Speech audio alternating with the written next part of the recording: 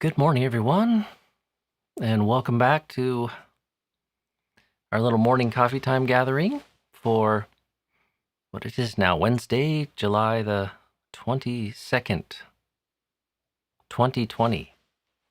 So, how is everyone this morning?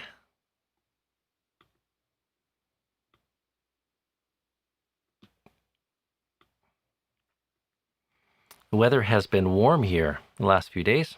I think we've had our warmest day of the year so far. But we're going to get a couple days of some mild cooling before we get back into it for the weekend. So, it's good to see that summer has a little strength in it. It's been a mild year on that front, and a very unmild year on many other fronts of our life, as I'm sure everyone is all too aware of. So, but I think our morning coffee time is a little relief from that and a nice way to start the day with some cordial talk on Dhamma. And good mornings to everyone.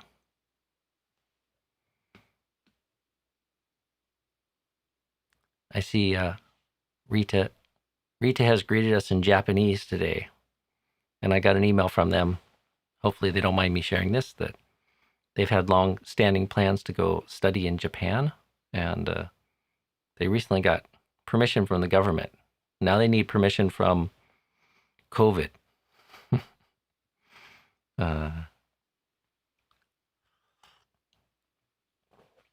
So, ohayou gozaimasu.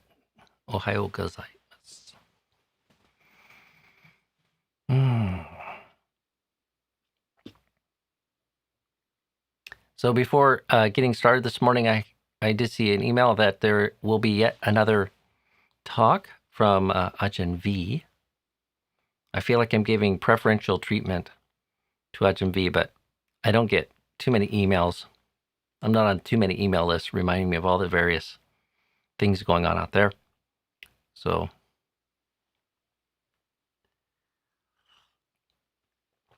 but yes, Ajahn V will be giving another talk on Friday at 4 p.m. West Coast time in North America, 7 p.m. East Coast time on Zoom. And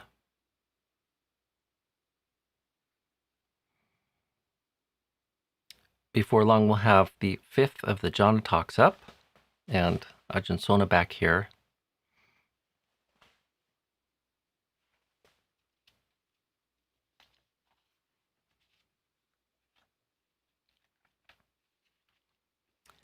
So reflecting this morning,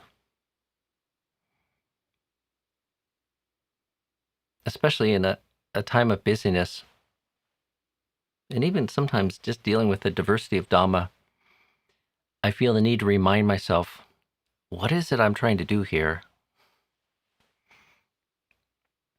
Early in the morning.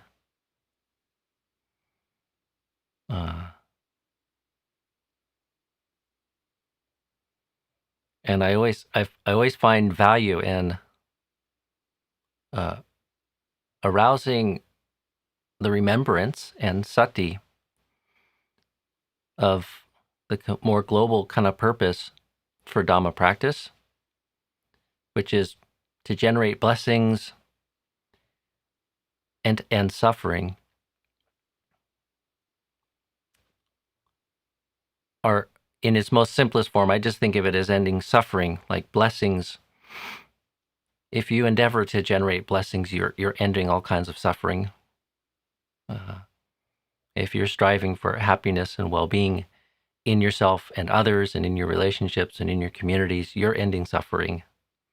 If you're striving to be a selfless person, dedicated to not letting a day go by without thinking of the welfare for others, and eager and looking for opportunities to help other living beings, you're ending suffering.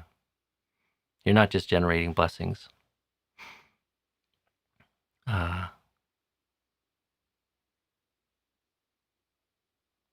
But there's the, I guess you could say, the problem with blessings, the imperfection of blessings, is that they are conditioned things. It takes work, just like so much of our life. You don't just clean the house once, or fix a leaky faucet once, or mow the lawn once. Sometimes that's why I think of it as holy work or God's work. Chores are God's work. Why is that? They're God's work because they remind us of impermanence in a way.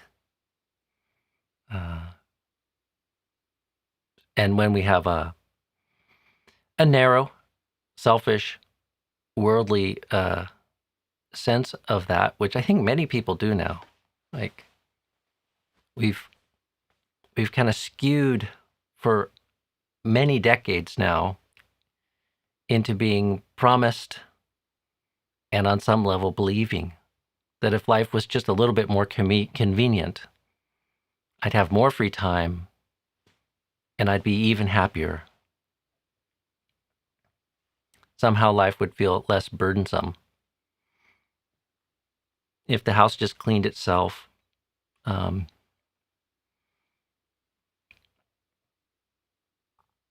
if cars didn't get dirty, if we could invent clothes that didn't need laundering.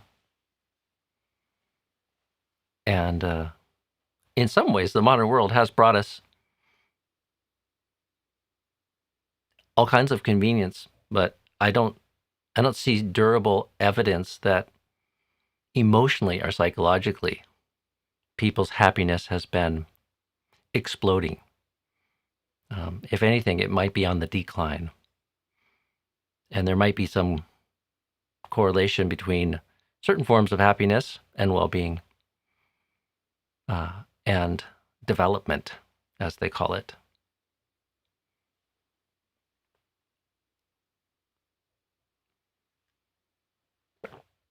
But not to be too dismissive of the benefits of those things and blessings, they do alleviate a certain amount of suffering, but it is temporal, and so we're engaged in this kind of dual aim of creating well-being, creating a strong foundation of blessings, hopefully a tsunami of blessings that will carry us to higher ground and support reaching something that is unconditioned, which is the cessation of dukkha.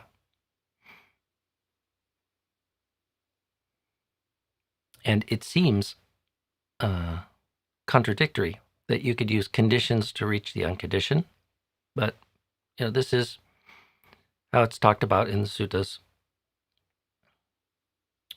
With an abundance of certain causes and conditions, excuse me,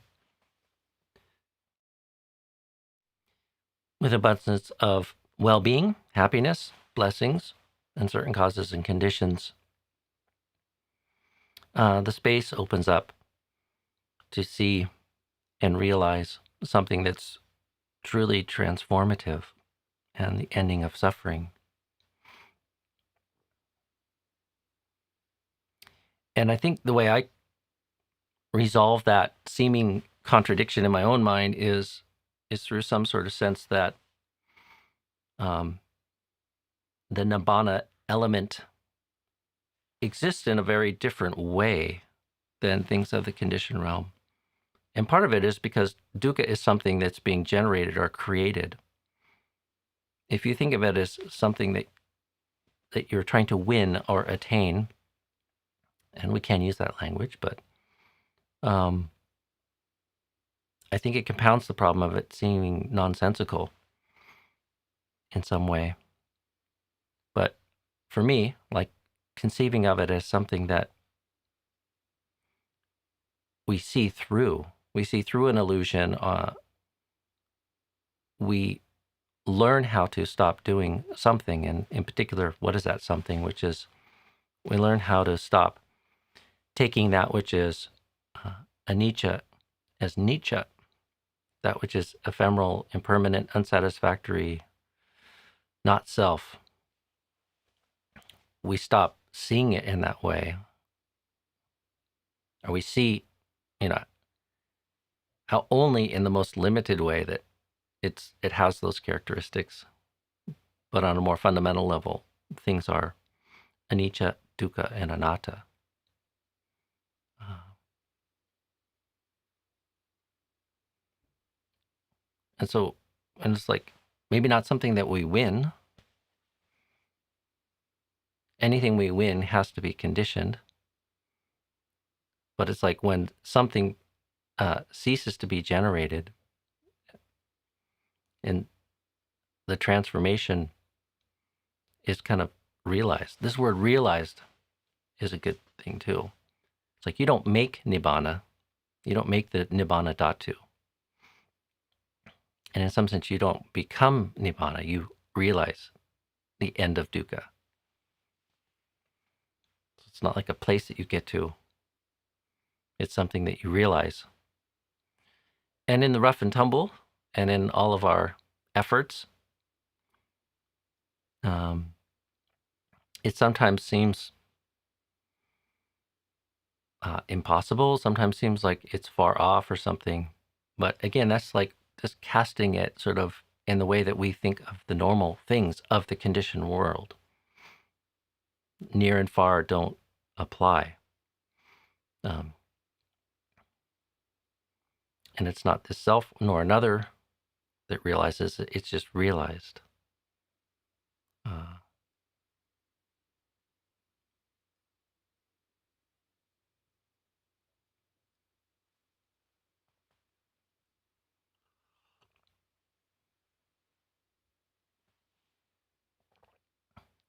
And I think if you get a feel for this, you see a resonance in many of the dhammas. Like, you know, if you think of samadhi as something that you need to go out and find, as opposed to a natural condition of mind that comes about through a skillful letting go of various afflictive emotional habits and various ways of thinking and imaging. The cessation of various things, allowing various obstacles to resolve themselves, brings one to a place where you can then realize a much more wholesome, profound sort of state of mind. Or with breath meditation, it's not something you have to get a hold of. It's something you need to return to awareness. The breath is always here. It's not anywhere else. I don't have to go somewhere to get the breath. And sometimes, because of the afflictions, because of restlessness, because of dullness, because of some obsession, positive or negative, that's dominating our mind, we can't locate the breath. But with a relaxation and a movement back to the present moment experience of body mind, moving to stillness, silence, and clarity, we realize the experience of the breath. It's just right here. It comes to us. It's realized in the mind.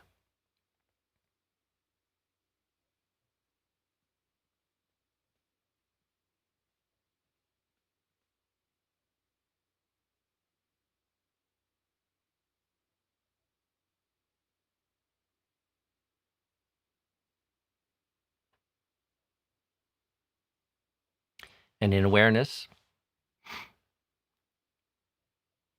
dukkha ceases to be.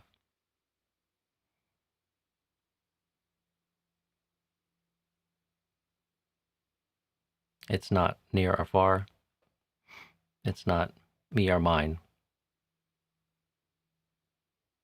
but it's something that can be realized.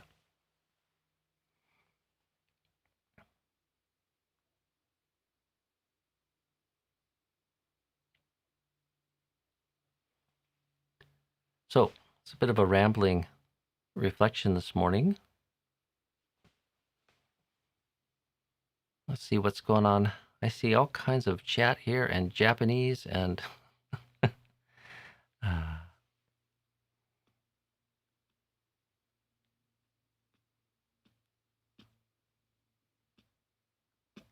other kinds of rambling here. So what's on your all mind this morning?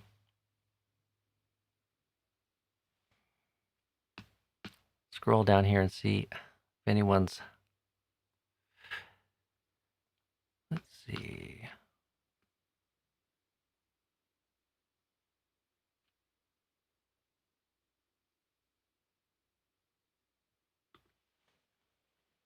Good morning, Chair. Hello, Ajahn. What can we understand about memories? Are they to be trusted? The short answer is no. Not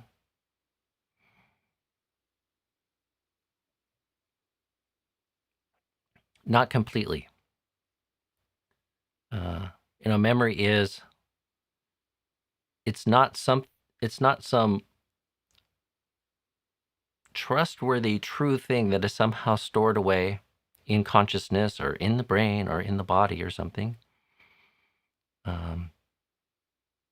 It's something that arises in the present moment and is put together in the present moment.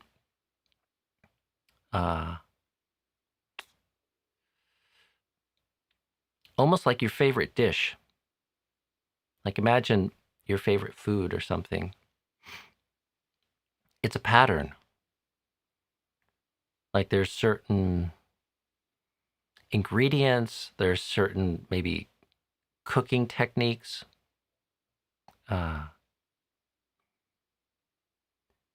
certain condiments and spices that make up that sort of pattern that makes it your favorite dish or something. And you can't, it's never really the same dish. It has maybe enough semblance of the pattern that's identified in your mind as your favorite dish that someone can make it for you and you can enjoy it, but it's never the same dish. And in some sense, like I think of memories as, things happen and made impressions, and there are the ingredients are kind of there in our consciousness, and we can experience memory. But I think of it as pulling those ingredients off the shelf and using various techniques to cook them up. They're sankhara, they're concocted. And I think we know enough about memories, even through psychological research, that they're not all that sort of trustworthy. They're good enough and often contain enough relative truth that we take them as true. But some of the reason we take them as true is because of the identification that's going on there. Something about the working of self, I think, adds a little special cohesiveness or glue or something that makes it seem more true and seem more real and reliable than it probably really is. So, and we're good at misremembering things, but there's a feeling that they are true that deludes us. So memories are anicang. They're not sure, and it's good to remember. It's good to remember that Like I always say, don't be too sure of anything. Even if you feel like you should be 100% sure, back off at least a couple percent. Be 98% sure. Leave a little bit of room for maybe being wrong. And I think it's good to apply that to memories as well. But I find something even more useful in relating to memories is to stay mindful of the fact that this isn't something from my past. This is something I'm experiencing now, in the here and now. And it feels like this. It seems like this. And part of why that's so useful is it opens up the possibility to disentangle the identification with it that's normally there. When we have me and this continuum of history or this personal narrative, that serves to kind of solidify a level of identification which creates a liability towards various forms of dukkha. And in truth, a memory is a present or arisen experience. And to me, it seems as if any other story is being concocted. Are stories true? They're true in some sense, but they're not absolutely true. The truth of a story is not absolute. In fact, any conditioned thing is not absolute. It's conditioned, it's relative.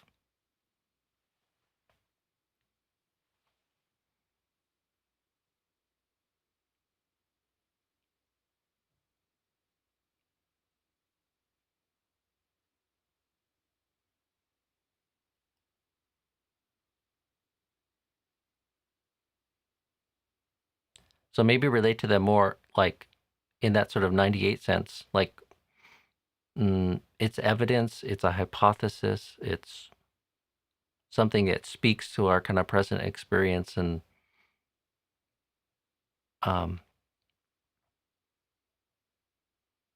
be willing to, not willing, be dedicated to continuing to sort of pay attention to new information, which can confirm or deny.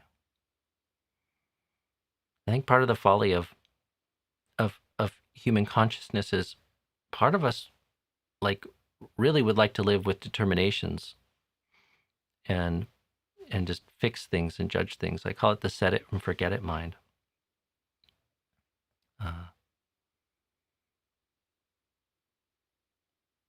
And we're not all that comfortable with the effort it takes just to abide in the present moment, accepting of ambiguity. And I think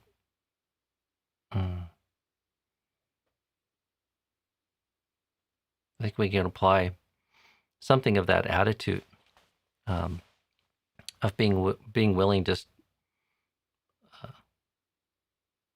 to abide with a certain level of uncertainty or even unknowing. And Lumpur Smith used to call this the don't know mind. Like we long for the security of certainty. And the more invested we are in that, the more we create a certain liability for ourselves. And it's good to be comfortable with ambiguity. Good morning, June. Well, this isn't a question, but it's an opportunity for me to express anumodana. It's nice to know that you, let's see, that you're able to help offer our meal this Friday. So, anumodana, for those who don't know this word, it's a beautiful Pali word. And it's like, the meaning is something like rejoicing in the goodness that has been done or is being done. So, anumodana for your generosity and for supporting us in such a fundamental way, our daily meal. Okay, let's see. Okay, now I see all kinds of highlights on here. Unfortunately, my ability to follow the chat has not improved, I think, in all these months. I'm still just as hopelessly lost. Douglas, thanks for the question. Which training monasteries would you recommend in North America for allowing a great depth of practice as a monk? Well, we don't have many right now, and with COVID, it's a little difficult, but you'll get a biased opinion from me, but I still believe Abhayagiri Monastery, which is my home monastery here in North America, is really an excellent place to train and ordain. I mean, there's a great community there. You'll have lots of peers. There's there's a wide range of ages and age of experience in monastic life in the community there. And Lumpur Pasano is kind of stepped back from being in an active role of training, but he's still very much around as a resource and as a guide or mentor for the community. And he's got almost more experience than anyone in ordaining and training monks. And the standards are very good. Standards of study, practice, the Vinaya standards, the dedication to practice. And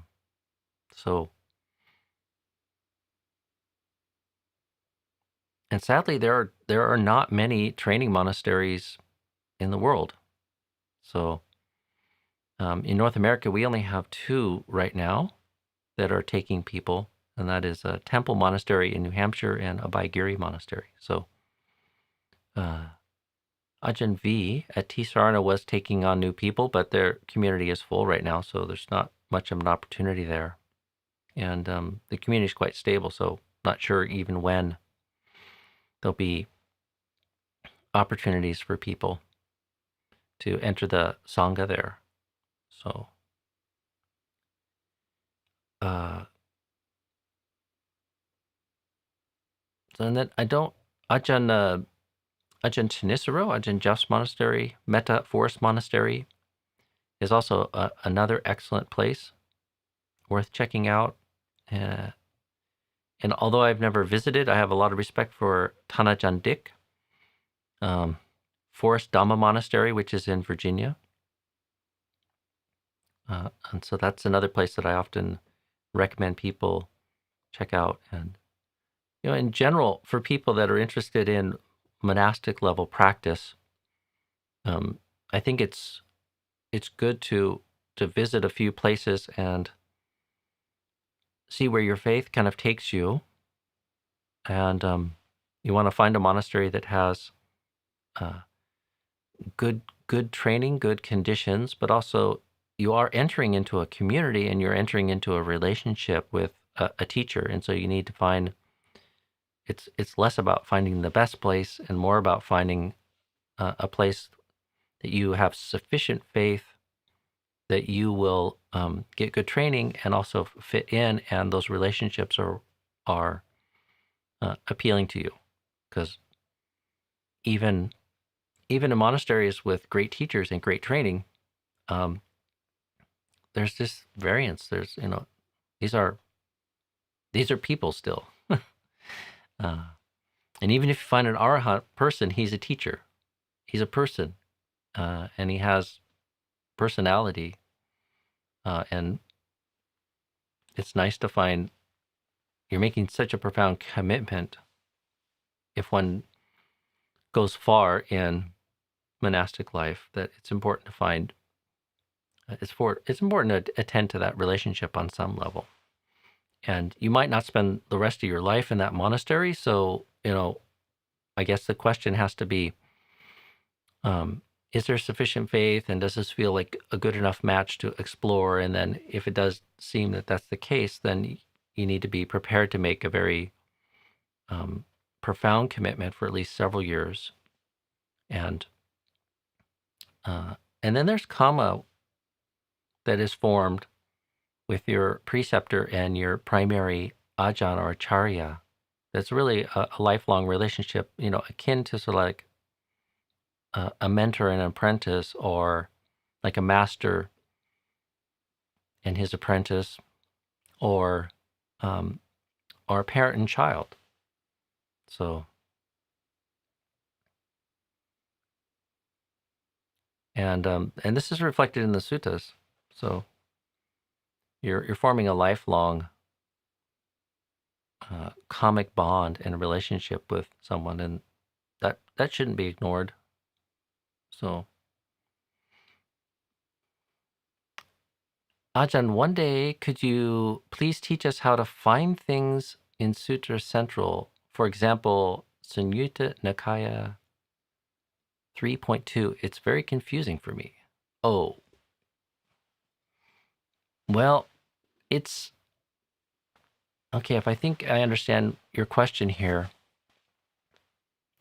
what's confusing is maybe finding English translations of suttas that are referenced. And I'm not the most adept at this myself. I could use a little more training with Sutta Central. There's several times in the past couple of weeks I've went to just quickly kind of look something up. Like I was even trying to look up Dhammapada 372 the other day, after Monday, because Jay brought that up in a question, and I wanted to go look at to see what English translations there were on the site. And I tried for about 5 or 10 minutes and wasn't getting anywhere, and had other things to kind of move on to, so I abandoned the effort. So I don't know if I'm the best for training in that. I will say that there are some reference docs that I believe are on there that talk about the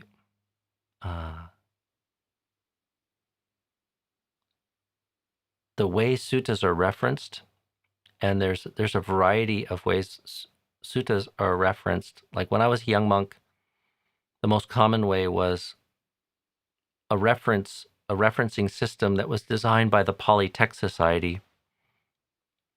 And I haven't looked into this for quite a while, but I remember in the early days of Sutra Central that they had some sort of deviation from using those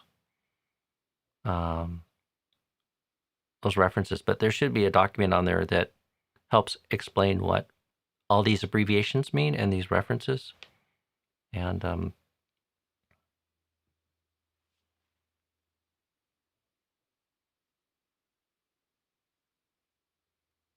so I don't know that I can honor that. I would have to kind of go off and learn it myself, which wouldn't be a bad thing. But I imagine there's maybe other people that are better at doing that, and maybe there's even some reference documents on Sutta Central.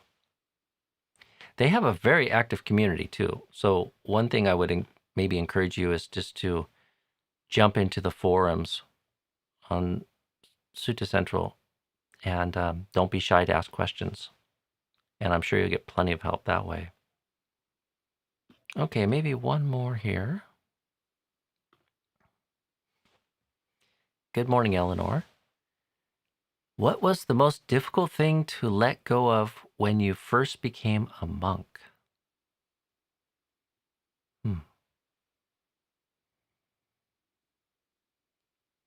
Well, the answer that comes to mind this morning, there were so many difficult things to let go of that I could really answer this in many ways.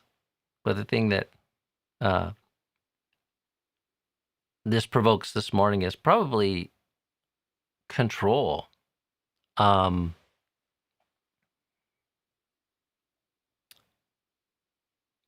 life was fairly simple and ascetic, but I was looking for that, and that seemed like a thrilling experience in the very least.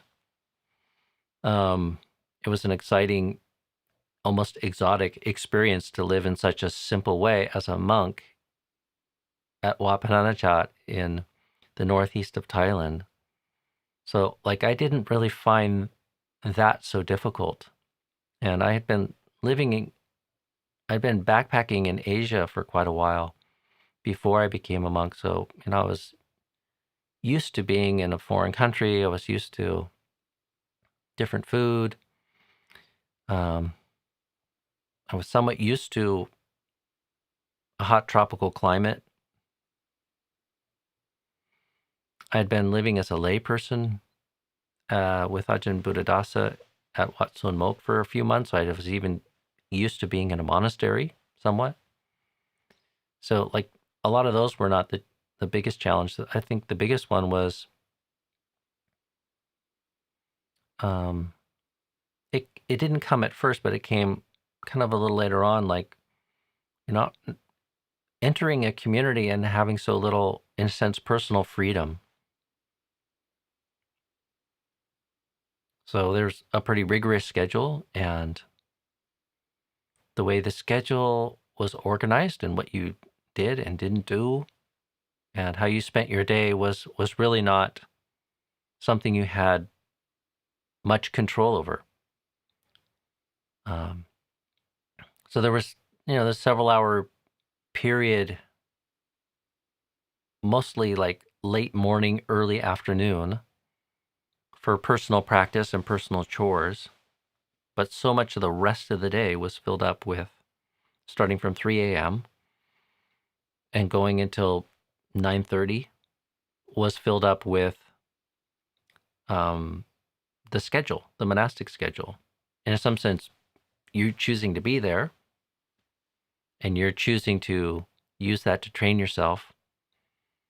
But in time, you develop preferences and certain things work better than other things. And I struggled for decades with the fact that the morning meditation period did not feel like my strength. It didn't feel a very effective way to be using my morning. And there was very little latitude to do anything else. So, like, the profound relinquishment of the ability to kind of control your environment and to make choices on that level. And then there's a very rigorous set of monastery protocols and things. So, how the hall is set up, how you eat, how you walk, what you wear, like so many of the things that we're used to having a huge measure of control over, especially West Coast American culture. It's all about being free and personal choice. And I found it difficult, like making such a profound relinquishment of that. And I would say, like, in the early months, maybe even year or something, I don't remember that being such a kind of profound challenge. I mean, it was all still, I guess, maybe kind of romantic in a way. But as I really settled in to the community and that lifestyle, like, that was one thing that surprised me as being a bit of a challenge. So, now I could have answered that question in a couple other ways too. I mean, obviously, being a celibate monk and just living with a level of asceticism, that's a profound challenge. So, but that challenge didn't surprise me. The relinquishment of personal preferences, that one surprised me. Okay, well, I'm going to leave it at that for today. So, if I've missed questions, I apologize. If you have the chance, come back tomorrow and ask ask away. So be well, everyone. Hope you have a good day wherever you are, and whether the sun is shining or not. And I'll see you all tomorrow. Bye for now.